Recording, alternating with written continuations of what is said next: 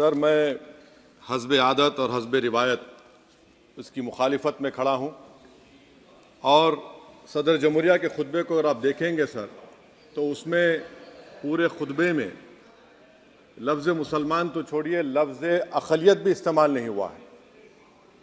और मैं बड़ी ज़िम्मेदारी के साथ आपके सामने अर्ज़ कर रहा हूँ कि भारत में 14% मुसलमान जो आबादी के लिहाज से 17 करोड़ आते हैं, वो आज पिछले 10 साल में नरेंद्र मोदी की सरकार में अपने आप को एक गैर यकीनी कैफियत में पाते हैं, अपने सोचते हैं कि हमारी शनाख्त को ख़तरा है, हमारे वजूद को ख़तरा है।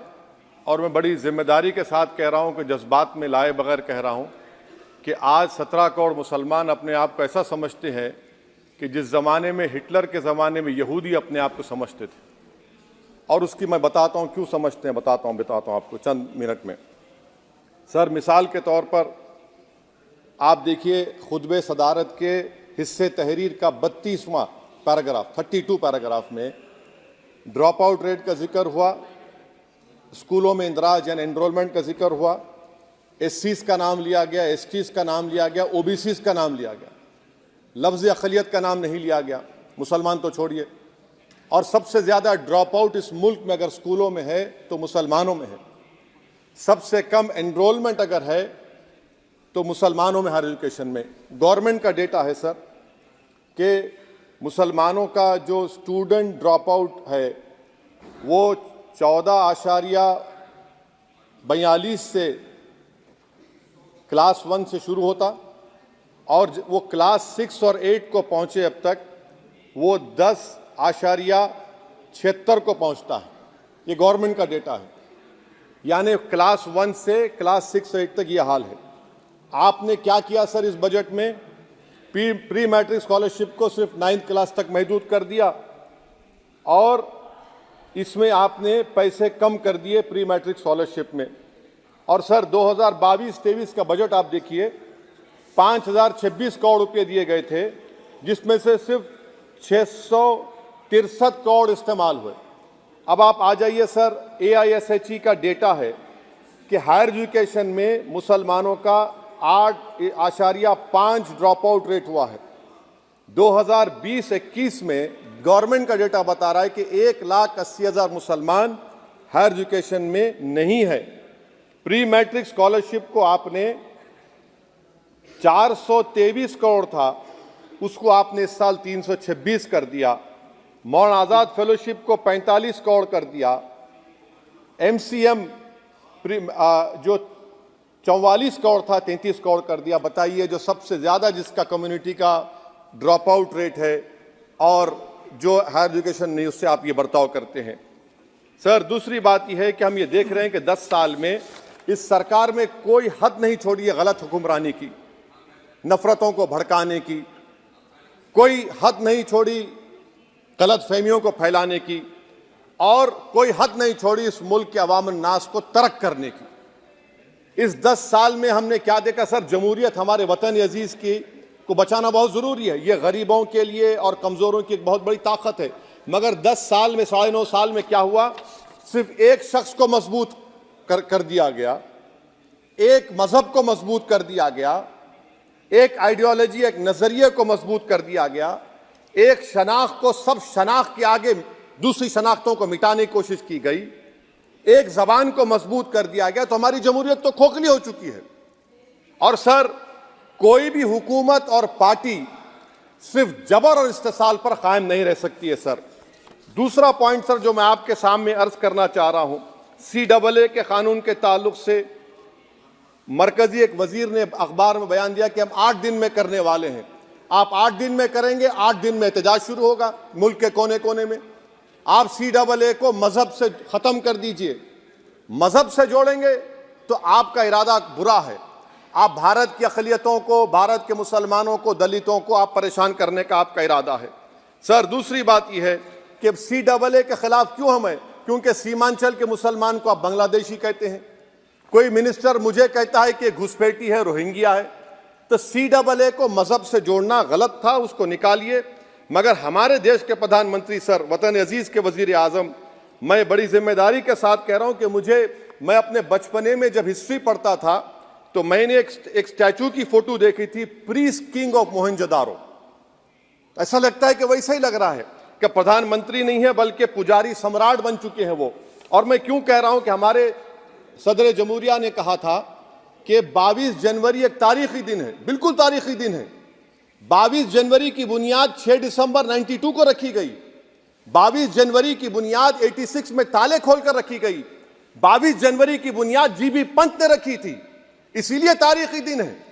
और तारीखी दिन इसलिए भी है कि सर इसी ऐवान में 16 दिसंबर 1992 को हमने एक रेजोल्यूशन पास किया था।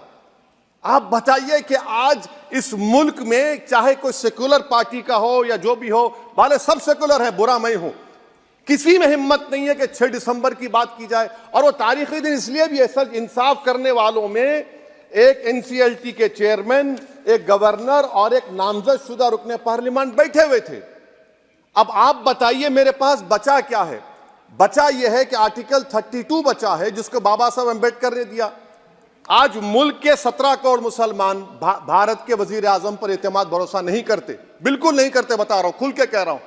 अगर आप आर्टिकल 32 का ड्यू प्रोसेस ही खत्म कर देंगे तो फिर मेरे पास क्या बचेगा सर? क्या बचेगा? मैं तो यहां खड़े होकर वो सुप्रीम कोर्ट के मायानाज बेबाक वकील दुष्यंत दवे की तरह तो नहीं कह सकता। मुझे आज भी रूल ऑफ लॉ में भरोसा है, मुझे आज भी कानून पर, संविधान पर भरोसा है, मगर ड्यू प्रोसेस तो फॉलो होना चाहिए। ड्यू प्रोसेस फॉलो नहीं हो रहा। एक तारीखी दिन 22 जनवरी था, एक तारीखी दिन 31 जनवरी था। सर रात के अंधेरे में अपील किए बगैर आप आरे लेकर रास्ता खोल देते हैं। क्या पैगाम दे रहे हैं सर? 600 साल की मेहरौली की मस्जिद को बगैर को नोटिस दिए आपने डिमोलिश कर दिया। मैं जिम्मेदारी के साथ कह रहा हूं कि भारत के प्रधानमंत्री और उनकी सरकार भारत के मुसलमानों से उनकी शनाख्त को छीनना चाहते हैं। ख्वाजा अजमेरी के आस्थाने पर चादर बिछाइए, मगर आप जो चादर मुझसे छीनना चाह रहे हैं मेरी मस्जिद है। आप हर मस्जिद को छीनना चाहते हैं। आप बताइए 17 करोड़ मुसलमानों को क्या पैगाम दे रहे हैं आप कि आप हर मस्जिद को छीन लेंगे मुझसे? फिर मेरा वजूद किस माने रखता है? मेरा शनाख्त क्या माने रखता है? रूल ऑफ लॉ क्या माने? अच्छा, 1991 के प्लेसेस ऑफ वर्शिप एक्ट पर क्यों नहीं बोलते आप लोग? आप उस पर कायम है नहीं है। आप 500 साल की बात करते। मैं आपसे कहता हूं भाई 500 साल पे मत जाइए, बौद्ध पे जाइए, जैनिज्म पे जाइए, शैविज्म पे जाइए, कहां रुकेंगे? अरे इस देश को आजादी मिली 47 में, संविधान मिला हमको बाबा साहब अम्बेडकर का, बराबरी का। उससे पहले तो राजा रजवाड़े थे, जमहूरियत नहीं थी, लोकतंत्र नहीं था, मगर आप उसको उस बारे में लेके जाते। अरे 500 साल आगे क्या होगा बताइए? आप किसी एक सिविलाइजेशन, सर ऐसा अंग्रेजी में किसी ने कहा था, civilization can not be rewritten by hatred, history can not be corrected by demolition. आप ये नहीं कर सकते। और मैं उम्मीद करता हूं कि जब मौर्रिख तारीख लिखेगा, नरेंद्र मोदी इस मुल्क में तारीख लिखना चाहते हैं। क्या तारीख लिखना चाहते हैं? कि मैंने इस देश को, गांधी अंबेडकर के देश को मैंने हिंदू राष्ट्र बना दिया।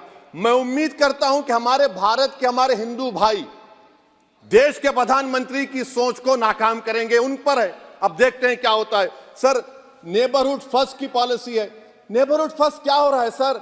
हम सोशल मीडिया के जरिए फॉरेन पॉलिसी चला रहे हैं। मालदीव छोटा मुल्क, वो हमको आंख दिखा रहा है, चीन की गोद में बैठ गया। हमारे लद्दाख में हमारे जो लोग जानवर को लेकर घास चराए जाते, वहां पर चीन की आर्मी आके रोक रही। बताइए, बांग्लादेश चीन की गोद में बैठा हुआ है। आप गैलेंट्री अवार्ड दे रहे हैं, क्यों दे रहे हैं? कि चीन बैठा हुआ है। तो आपका बफर जोन गया कहां भाई साहब? आपका बफर जोन तो कहां गया नहीं मालूम, गायब हो गया बफर जोन। और दूसरी बात सर, आप ये भी देख लीजिए कि यहां पर मैं आपको इंपॉर्टेंट पॉइंट ये बताना चाह रहा हूं सर। ये हम बोलते हैं India middle east economic corridor, कितना पैसा है बताइए? वो नहीं बताया जाता। अच्छा सर, सबसे तकलीफ दे बात मेरे लिए है कि भारत ने यूनेस्को का इलेक्शन पाकिस्तान से हार गया। हम पाकिस्तान से हार गए, ये आपकी फॉरेन पॉलिसी है। यूनेस्को के इलेक्शन हम पाकिस्तान से हार गए। अच्छा, मामला इजराइल का, फलस्तीन का, गाजा का आया। अक्टूबर में 10,000 लोग मर गए, हमने यूएन में सीज फायर की तायीद नहीं की।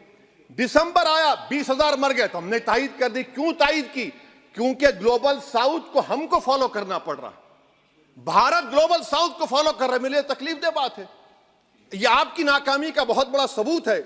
इसीलिए हम बता रहे हैं कि यह सरकार की बहुत से नाका सर, अलीगढ़ मुस्लिम यूनिवर्सिटी, आखिरी पॉइंट, अलीगढ़ मुस्लिम यूनिवर्सिटी सर, आप उत्तर प्रदेश से आते हैं सर, 81 में एक्ट पास हुआ, हमारा लॉ ऑफिसर कोर्ट में कहता है कि मैं पार्लियामेंट के एक्ट को नहीं मानता।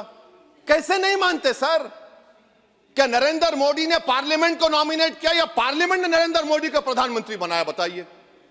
81 के एक्ट को नहीं मानते सर। 2 ही तो सेंट्रल यूनिवर्सिटी है मुसलमानों के, 1,80,000 आप ही के सरकार के दौर में मुसलमान हायर एजुकेशन निकल गए। आप अलीगढ़ मुस्लिम से छीनना चाह रहे हैं। Theory of separation of powers में एग्जीक्यूटिव हमको डिक्टेट करेगा।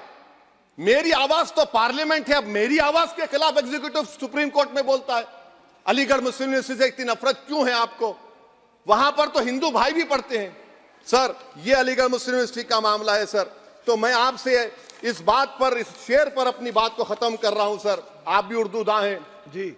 मसीहाओं को जब भी आवाज दी है, अहमद फराज का शेर है जी जी, मसीहाओं को जब भी आवाज दी है पलट कर आ गए हर बार कातिल। मसीहाओं को जब भी आवाज दी है पलट कर आ गए हर बार कातिल। वहां क्या दाद खाही क्या गवाही, वहां क्या दाद खाही क्या गवाही, जहां हो मुंसिफों के यार कातिल। सर, मैं फिर से हुकूमत से मुतालबा करता हूं कि अल्पसंख्यक समाज के बजट के स्कॉलरशिप को आप डिमांड ड्रिवन करिए। भारत के प्रधानमंत्री प्रधान सेवक रहिए। आप कोई प्रीस किंग मत बन जाइए। आप जीतेंगे, कौन जीतेंगे देश तय करेगा। मगर याद रखिए 17 करोड़ मुसलमान आज गम और गुस्से में हैं और इस बात को महसूस कर रहे हैं, इस बात को महसूस कर रहे हैं कि प्रधानमंत्री को हम नोट नहीं दिए मगर हमारा प्रधानमंत्री है। आखिर ये प्रधानमंत्री 17 करोड़ मुसलमानों की उनकी शनाख्त को कैसे मिटा रहे हैं, कैसे उनको आप मार्जिनलाइज कर रहे हैं। इसीलिए सर मैं उम्मीद करता हूं कि हमारे सेक्युलरिज्म जो है वो, मैं पॉलिटिकल सेक्युलरिज्म कभी नहीं माना, जो सेक्युलरिज्म संविधान में लिखा गया उसकी हिफाजत करेंगे। मुल्क अहम है, वरना याद रखिए आप चुनाव जीते या हारे, मगर अगर आप 17 करोड़ एक जनता को आप गैर यकीनी कैफियत पैदा कर देंगे, ये देश के हित में नहीं होगा। बल्कि हम तो उम्मीद कर रहे हैं कि ड्यू प्रोसेस अदालत फॉलो करेगी। अदालत अगर एक तरफा फैसले करेगी तो गलत होगा सर। बहुत बहुत शुक्रिया।